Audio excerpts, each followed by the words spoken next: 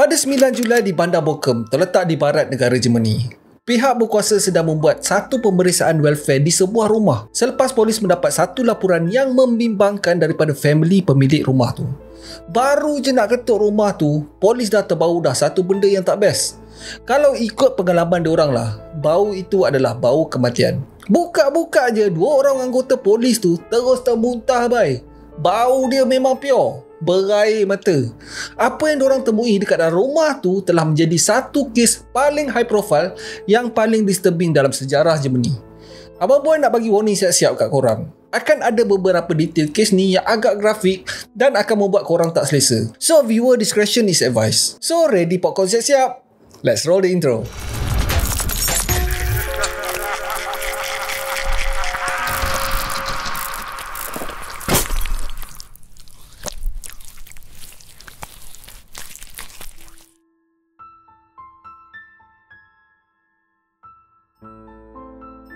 Assalamualaikum, nama aku Abang Boy dan welcome to channel Abang Boy TV, di mana Abang Boy akan mengupas kes-kes true crime, kisah misteri, seram dan pelik yang terjadi di serata dunia. Dan kalau korang berminat dengan benda-benda dark macam ni, korang berada di channel yang paling sesuai untuk orang-orang aneh dan eksotik macam Abang Boy ni. Di akhir video, kalau korang suka dengan konten ni, Abang Boy sangat-sangat appreciate kalau korang boleh belanja Abang Boy satu like, dan mungkin juga korang boleh consider untuk subscribe dan tekan bell notification button tu supaya tak terlepas video Abang Boy yang akan datang. Pemilik rumah itu adalah seorang lelaki yang bernama Daniel Ruda. Mamat ni memang pelik guys. Dia ni boleh kita kategorikan sebagai seorang yang melawan arus. Dia tak ikut benda-benda yang normal ni. Even lagu-lagu yang didengar pun jenis yang takkan kita dengar dekat dalam radio. Dia ni daripada zaman budak-budak lagi. Dia memang susah sangat nak bergaul. Bukan sebab orang tak nak kawan dengan dia tau. Dia yang tak nak kawan dengan orang. Dia akan sentiasa duduk seorang-seorang je. Memang extreme case of introvert. Dia sendiri yang mengatakan yang dia tak suka untuk disentuh. Pada umurnya mencecah 20-an, Daniel melibatkan diri dengan parti politik pula. Dia involved dengan parti haluan kanan. Ini memang habis kanan lah, far right movement. Pada siapa yang tak tahu, far right movement ni menentang polisi pendatang asing dan juga mereka ni sangat resis. Dorang memperjuangkan prinsip orang kulit putih lebih superior daripada bangsa-bangsa lain. Ini adalah saki-baki pemerintahan Nazi selepas Perang Dunia Kedua. Bukan dekat Germany je tau ada benda ni. Far right movement ni ada dekat serata negara-negara Eropah dan juga di US. Dekat Australia pun ada geng. Dan salah satu taktik pergerakan ni nak tarik golongan muda-muda ni adalah dengan mengadakan mini concert ataupun gig dengan band-band underground. Kalau nak memberikan korang gambaran macam mana movement ni bergerak, Abang Boy suggest korang tengok American History X. Cerita tu agak berat, tetapi mesej dalam tu memang padu gila. So anyway, Daniel Ruda ni adalah salah seorang daripada pengunjung setiap event-event macam tu. Dia bukan pegigit je guys. Dia adalah di antara seorang aktivis yang aktif join tunjuk perasaan dan juga aktif mengajak budak-budak muda untuk join pergerakan diorang. Daniel dianggap sebagai salah satu watak yang penting dalam komuniti gotik. Kira macam orang lama lah. Kalau dulunya dia tak bergaul dengan orang, tetapi dalam komuniti ni dia merasakan yang diri dia dihormati. Gotik ni sebenarnya adalah salah satu pecahan daripada black metal. Dia adalah campuran di antara doom metal dan juga death metal. Seperti mana yang kita tahulah, black metal ni sembah setan dan ajaran pagan. Tetapi gotik ni lebih ke arah cintakan kegelapan dan kematian. Dia ada macam-macam style tau. Ada gothic rock, ada gothic metal dan sebagainya. Band-band yang membawa konsep ni adalah seperti Him, My Dying Bride, Tiamat, Nightwish dan banyak lagi lah. Kalau Abang Boy nak cerita pasal gotik ni, sampai besok tak habis. So cukuplah sampai dekat sini. So boleh dikatakan yang si Daniel ni memang aktif gila dalam dunia underground. Dia akan organize aktiviti melepak bersama. Tetapi lepak bersama diorang ni bukan macam level kita lepak kat mamak tau. Aktiviti diorang ni lebih dark. Diorang akan meminum darah masing-masing dan melakukan hubungan seks rambang di bawah pengaruh dadah. Menurut Daniel sendiri, dia sangat-sangat suka dengan rasa darah. Dia telah meminum darah sejak usianya 12 tahun lagi guys. Tetapi kejayaannya dalam politik tak bertahan lama selepas partinya kalah teruk dalam pilihan raya. So satu-satunya yang tinggal adalah cara hidup gotik. Pada masa ni dia memang betul-betul true gila kot. Hidup mati gotik. Dia telah menubuhkan sebuah band yang bernama Blood Sucking Freak. Bukan setakat tu je tau. Dia telah menajamkan gigi taringnya untuk kelihatan seperti seorang vampire. Untuk sementara waktu, benda tu dah cukup untuk dia hidup. Tetapi bila umurnya mencecah 23 tahun, Daniel merasakan sesuatu yang kosong dalam hidup dia. Aktiviti seks rambang dah jadi macam dah biasa dah, tak seronok. Dia decide untuk mencari pasangan yang dia boleh share fantasi gelap dia bersama-sama. Lebih kurang pada tahun 2000, Daniel bekerja sebagai penjual kereta terpakai. Pada siangnya dia adalah orang yang normal, tetapi pada malamnya Daniel percaya yang dia telah dipilih oleh syaitan sendiri untuk menyampaikan ajaran sesat dia. Pada masa inilah dia telah mengiklankan dekat dalam majalah metal yang bernama Metal Hammer. Ingatkan dia nak cari gitaris ke, drama ke? Hei tak guys, dia nak cari jodoh siap. Ada ruang mencari jodoh dekat dalam majalah metal tu yang tak boleh belah. Sekeras-keras hati Daniel, dia juga layak dicintai. Muka kemain ganas tapi hati ada taman. So anyway, dekat dalam ad tu dia cakap seorang vampire berambut hitam sedang mencari puteri kegelapan yang membenci segala-galanya dan telah mengucapkan selamat tinggal kepada kehidupan. Hei, cringe sial. Ini abang buat dah translate bahasa Melayu tau. Yang mengejutkan adalah ada orang reply tu. Seorang wanita yang berumur 21 tahun yang bernama Manuela reply ad tu. Dia balas yang dia nak sangat kenal dengan putera kegelapan ni. Manuela ni pun satu hal, dia punya kisah silam lagi gelap daripada si Daniel. Manuela dilahirkan pada tahun 1979. Zaman membesar, dia boleh dikatakan sangat-sangat normal. Dia tak didera, tak dibuli dan langsung tak pernah ada masalah kat sekolah. Dia adalah satu-satunya anak dekat dalam keluarganya. So memang dimanjakan dan diberi apa saja yang diminta. Tetapi sesuatu terjadi pada umurnya mencecah 13 tahun. Watak Manuela ni berubah. Dia sentiasa kelihatan berpakaian berwarna hitam. Perangai dia pula dah menjadi lebih melawan dan rebel. Biasalah pada masa ni, baru-baru nak jadi remaja memang susah lah sikit nak kawal. Abang boy masa remaja dulu pun boleh tahan juga nakal. So mula-mula parents Manuela ni ingat yang ini adalah fasa untuk Manuela ni membesar. Dan keadaan akan kembali bertenang bila si Manuela ni lepas daripada fasa ni. Mana maunya. Manuela akan memberontak dan marah-marah walaupun atas sebab kecil. Dan lagi satu, dia punya habit ni memang betul-betul disturbing. Kalau dekat luar lah, dia akan pergi dekat stranger tau. Dan tiba-tiba terus gigit. Bukan stranger je, kawan-kawan sekolah dia pun jadi mangsa gigit dia. Bukan gigit biasa-biasa guys. Memang dia kokak habis. Sampai berdarah kadang-kadang tu. Selepas mendapat aduan daripada pihak sekolah, parent Manuela terus membawa Manuela ni berjumpa dengan pakar psikiatri. Menurut pakar, Manuela mengidap penyakit borderline schizophrenia dan juga bipolar disorder.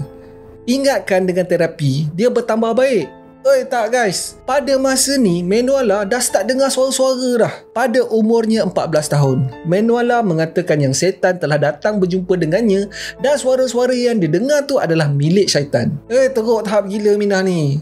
Dia dah start menggayakan rambut dia macam dekat dalam gambar ni. Bulu kening dia kasih tarah habis dan draw balik macam misai kucing. Kuku dia pula kasih Q-tag hitam. Dan rata-rata pakaian dia adalah berwarna hitam dan jaket latex.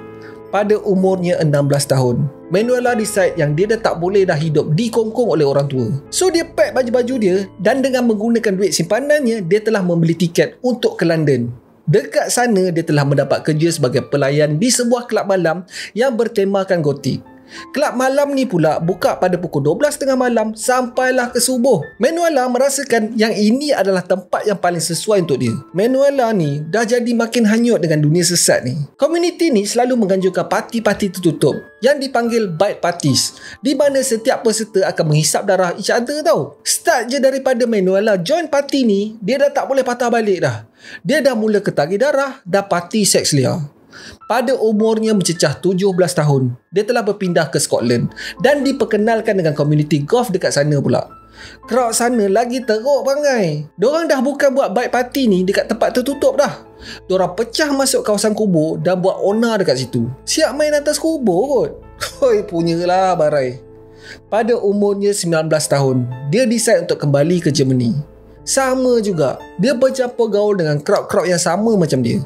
Pada tahun 2000, sedang dia belik-belik majalah Metal Hammer, dia terbaca satu iklan yang menarik.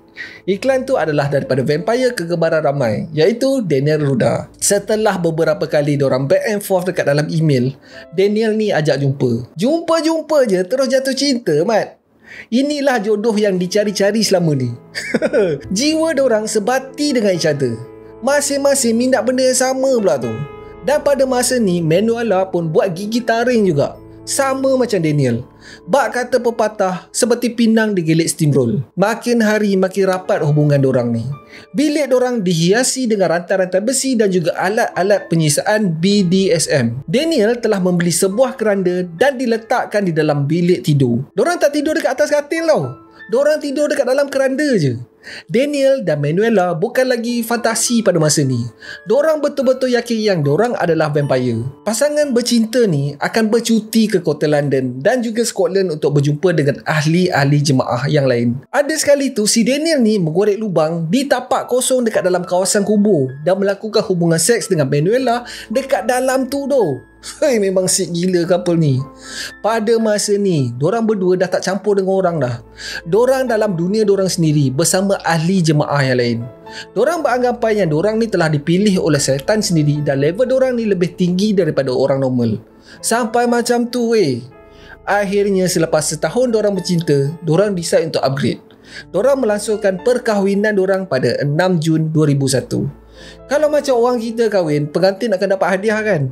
Paling korang tidak pun dapat salam keruk lah. Pada adik-adik yang tak tahu salam keruk tu apa, korang pergi tanya mak ayah korang. Tetapi si Daniel dan Manuela ni kahwin, korang tahu diorang buat apa? Diorang plan untuk mempersembahkan korban untuk iblis. Korban nyawa, geng. Pasangan gila ni siap buat list calon kot. Sebanyak 16 calon telah disenaraikan. Dan setelah berbincang-bincang, selama beberapa hari, satu nama telah dipilih. Nama pemenang yang malang tu adalah Frank Hackett, atau nama timbangannya adalah Hacky. Korang nak tahu tak kenapa Hacky ni dipilih? Hanya sebab si Hacky ni adalah seorang yang suka buat lawak. Dan pasangan baru kahwin ni ingat yang iblis dekat neraka tu perlukan seseorang yang boleh menceriakan suasana. Gitu. Tak tahulah level gila diorang ni macam mana. Ini bukan isap gam dah. Ini level telan gam terus. Hacky ni berumur 33 tahun dan dia adalah seorang pekerja di sebuah bakery. Dan salah satu daripada perangai dia adalah seorang pak lawak. Kemana saja dia pergi, semua orang dia nak berkawan. Dan lagi satu kegemaran Hacky ni adalah dia ni kaki muzik. So daripada situlah dia kenal si Daniel ni. Dia tak ada masalah pun nak berkawan dengan siapa-siapa. Pendek cerita, si Hacky ni bukan seorang yang judgemental. Pada 6 hari bulan Julai, Daniel menjemput Hacky ke rumahnya dengan alasan dia nak buat parti. Daniel cakap dia ada jemput kawan-kawan diorang yang lain. So Hacky pun macam okey je lah. Sampai-sampai je Hacky tengok dia seorang je yang ada. Dia dah bajet dah. Dia datang lambat sikit supaya tak adalah awkward sangat yang dia sampai first. Tapi end up dia seorang je yang muncul. Hacky pun tanyalah mana yang lain. Daniel cakap yang lain mungkin akan sampai lambat sikit. So Hacky pun macam okey lah, nak buat macam mana. Pada masa ni Hacky langsung tak suspek apa-apa tau. Makan dan minum sudah disediakan. Dia pun kekeh je lah untuk mengisi perut dia yang lapar. Daripada beberapa minit jadi sejam, member-member lain masih tak muncul. Hacky dah mula tak duduk senang. Nak sembang apa pun dah tak ada topik dah. Lepas tu tiba-tiba si Daniel ni bangun daripada kerusi dan buat-buat macam nak pergi ke dapur untuk call member-member yang lain. Pada masa ni Hacky duduk membelakangi dapur tau. Manuela pun duduklah buat-buat sembang dengan Hacky untuk mengalihkan perhatian. Pada masa Daniel ni sampai dekat dapur, dia capai something dan dia pergi balik ke ruang tamu. Posisi dia berdiri betul-betul dekat belakang sofa tempat duduk si Hacky ni. Tak pasal-pasal, Daniel terus menghayunkan tukul tu ke kepala Hacky berkali-kali. Menurut Manuela, pada masa ni muka Daniel betul-betul berubah. Boleh nampak kegilaan daripada mata Daniel. Masa ni Daniel tengah menyeringai tau sambil menghayunkan tukul. Tengah-tengah chaos tu, Manuela menjerit kepada Daniel, tikam Hacky di jantung. Masa ni Hacky ni masih hidup lagi tau. Daniel mengambil pisau dan menikam Hacky berkali-kali. Menurut laporan bedah siasat, Hacky menerima 66 kesan tikaman. Menurut Daniel, pada masa tu dia rasa macam dia tengah high. Rasa macam baru lepas layan ekstasi katanya. Dia dapat dengar bisikan iblis mengarahkannya apa nak buat. Manuela pula mengatakan yang pada masa Hacky ni menghembus nafasnya yang terakhir, dia dapat melihat yang bilik tu berubah aura seperti menandakan yang iblis sedang menyambut roh Hacky ni dan membawanya ke neraka. Benda tak habis kat situ guys. Tapi lah, Abang Boy rasa kalau Abang Boy bagi tahu setiap detail apa yang dua setan ni buat, Abang Boy yakin yang video ni takkan lepas tapisan. So dipendekkan cerita, benda ni ada kaitan dengan potong-potong dan minum darah.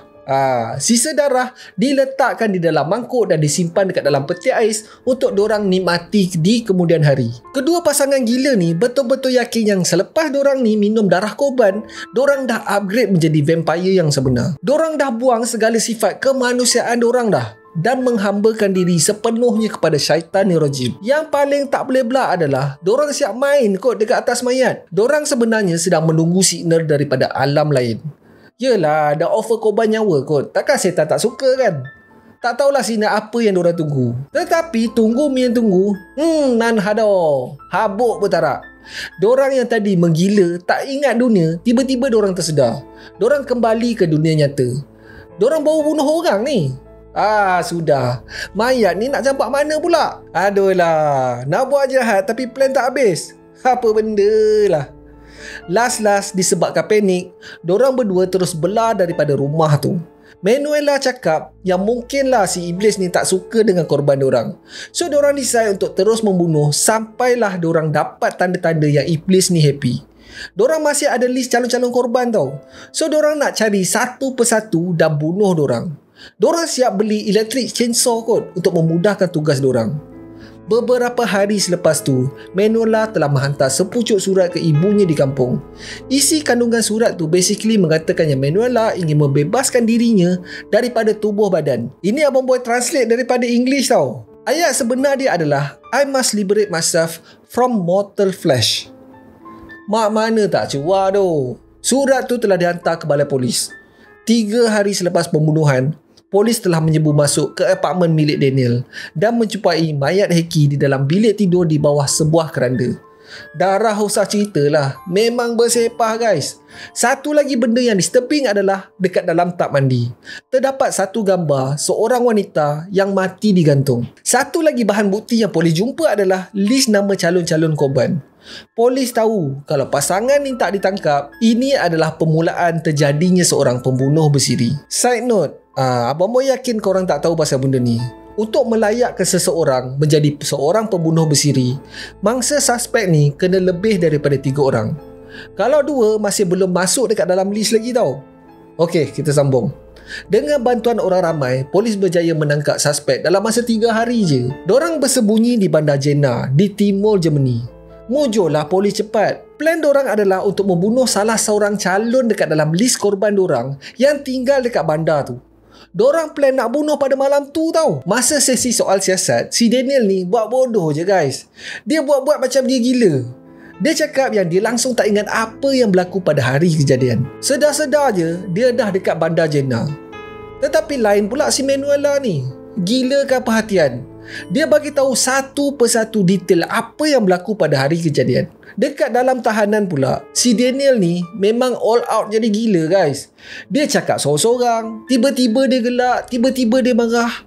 Ada satu insiden tu, dia gigit tangan dia sendiri tau. Itu dah habis gila dah tu. Tetapi yang tak bijaknya, lepas dah berdarah-darah, dia minta tolong untuk hantarkan ke hospital. Daniel mengatakan kepada tim peguam belanya yang dia bercita-cita untuk melawan idolanya, iaitu seorang tokoh ajaran sesat yang tak kurang gila juga, iaitu Charles Manson. Daniel cakap kalaulah dia tak ditangkap pada hari itu, dia akan membunuh lebih ramai lagi mangsa. Kedua-dua pasangan daripada neraka ni tak mengaku bersalah dekat mahkamah. Menurut dorang, mereka telah dirasuk dan hanya mengikut arahan setan pada masa kejadian. Yang tak boleh berit adalah si Daniel ni buat satu perumpamaan. Dia cakap kalau aksiden langgar mati, adakah undang-undang akan menyalahkan kereta atau pemandu? Kereta tu adalah kami berdua dan pemandu kami adalah setan. Sepanjang sesi perbicaraan, dorang berdua memang tak duduk diam guys. Ada je benda bodoh yang dorang buat. Kejap dorang maki pendakwa raya. Kalau tak puas hati dengan hakim, hakim pun dengan selambanya dorang maki tau. Siap tunjuk jari tengah lagi dekat hakim. Yang paling tak boleh belah adalah bila Daniel tunjuk jari tengah kepada family Heki sambil tersenyum. Si Manuela pula siap baca mentera yang ditujukan kepada juri dan juga hakim. Dia punya berani tu siap suruh mahkamah tutup semua tingkap sebab dia percaya yang matahari akan menyakitkan matanya. Memang chaos gila bat. Ini dah bukan macam sesi mahkamah tau. Dah macam sarkas. Tak ada sekali pun yang kapal daripada neraka ni tunjuk rasa bersalah dan menyesal. Pakar psikologi yang review tindakan pasangan ni di mahkamah mengatakan yang diorang berdua ni sebenarnya suka dengan perhatian yang diorang dapat. Dah macam satu performance atas stage untuk satu dunia lihat. Diorang tak kisah tau diorang masuk penjara, asalkan diorang famous dan dikenali. Salah seorang daripada kawan si Daniel ni memberi statement yang Daniel dan dia pernah bertengkar dulu. Sejak daripada tu, dia cuba untuk menjauhkan diri daripada Daniel. Tetapi tak berapa lama selepas tu, si Daniel ni menghantar sepucuk surat bersama sekeping gambar Polaroid. Dekat dalam gambar tu, si Daniel ni mencangkukkan kulit belakangnya ke shilling sambil kedua-dua tangannya memegang pistol. Pistol tu pula mengarahkan ke kamera. Tapi kan korang nak tahu tak plot twist? Pada 21 Januari 2002, mahkamah membuat keputusan yang kedua-dua suspek ni mentally incompetent. Dalam erti kata lain, suspek mengalami masalah mental. Tetapi hakim ambil kira juga dengan jenayah yang berlaku. So mahkamah menjatuhkan hukuman penjara 16 tahun ke atas Daniel dan 13 tahun ke atas Manuela. Tapi kan, okey korang dengar ni. Dorang kena menjalankan hukuman di hospital sakit jiwa untuk bersalah. Gila weh. Siapa yang gila sebenarnya ni? Couple ni ke yang gila, ke hakim tu yang gila?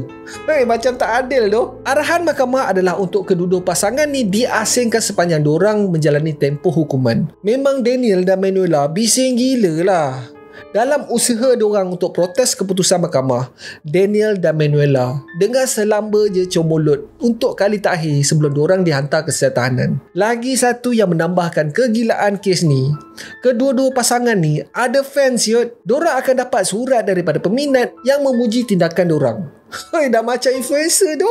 Tak berapa lama selepas diorang ni dimasukkan ke wad gila, Manuela menceraikan Daniel. Dan dikatakan yang keadaan Manuela ni bertambah baik semasa dalam rawatan. Dia telah dilepaskan pada tahun 2015. Manuela telah diberikan identiti baru untuk memulakan hidupnya tanpa dikecam rakyat jelata. Daniel pula telah dilepaskan pada tahun 2018. Dia telah diberi identiti baru juga. Nama baru dia adalah Daniel Wagner. Walaupun si Daniel ni telah dilepaskan, dia masih lagi menerima rawatan untuk penyakit mental dia. Dia telah menulis sebuah buku kisah hidupnya bersama-sama dengan Manuela. Dekat dalam buku tu, dia mengaku yang segala aksi-aksi gila yang dibuat tu hanyalah sekadar lakonan. Dan dia sebenarnya tak dapat apa-apa arahan daripada entiti alam sebelah pun. Dia buat semua benda tu atas alasan untuk melindungi isteri dia. Manuela lah yang bagi idea dan menyuruh si Daniel ni membunuh, bukan iblis. Entahlah, tak tahulah nak percaya ke tak. So seperti biasa, Abang Boy nak dengar pendapat korang pula. Abang Boy ni suka sangat-sangat discuss sesuatu kes dengan korang. Jangan segan-segan, kita discuss secara ilmiah. Kasih komen korang dekat bawah. So that's it for today guys. Terima kasih sebab tengok video Abang Boy ni sampai habis. Kalau korang suka dengan video ni, Abang Boy sangat-sangat appreciate kalau korang boleh belanja Abang Boy satu like. Dan mungkin juga korang boleh consider untuk subscribe dan tekan bell icon tu supaya tak terlepas video Abang Boy yang akan datang. Sebelum Abang Boy ciao, Abang Boy nak bagi tahu yang Abang Boy dah start membership untuk channel ni tau. Banyak kelebihan yang korang akan dapat bila join membership ni. Macam diskaun untuk future merchandise, wallpaper eksklusif daripada Bamboy TV, dan juga korang boleh tengok tayangan awal untuk upcoming video Abang Boy. Di samping dapat membantu channel ni untuk grow.